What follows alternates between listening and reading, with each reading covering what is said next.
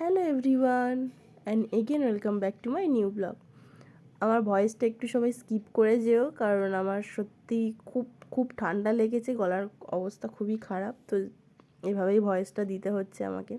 তো যে বন্ধুর কথা জানিয়েছিলাম, ও নিজে রেস্টুরেন্ট ওপেন করেছে, ও নিজেই সেখানকার শেফ, ও নিজেই আর কি রান্না করে, সাথে ওর একটা বন্ধু থাকে।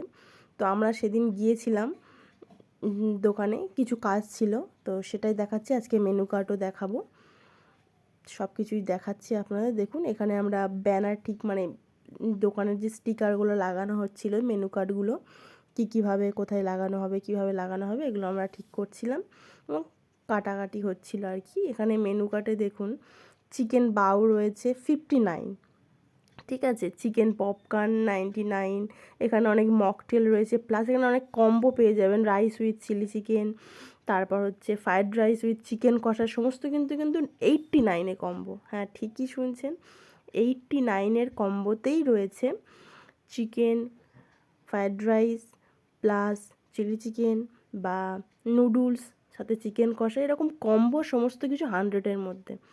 তো এখানে আমরা সমস্ত কিছু আস্তে আস্তে সেট করছিলাম, যেহেতু স্টিকারগুলো আনা হয়েছিল, আমরা সেই দিনই ওপেন ছিল ওখানে। তো এখানের কম্বো আইটেম আপনার 150-র মধ্যে পেয়ে যাবেন, তার বেশি হবেই না। আর বাকি সমস্ত কিছু 90, 20 সমস্ত কিছু রয়েছে, তবে অনেকটা কম বাজেট, আপনারা দেখে বুঝতে পারবেন, মেনু কার্ড দেওয়া রয়েছে। তো আমরা কাজ করার পর আমাদেরকে ফার্স্ট খেতে দিয়েছে, আমি ওকে বলছিলাম রিভিউটা বল কেমন, বলছে দারুণ। তো যাই হোক, ভিডিওটা এত পর্যন্তই। ভিডিওটি কেমন লাগলো অবশ্যই কমেন্টে জানাবেন, ভালো লাগলে একটা লাইক করে দেবেন। দেখা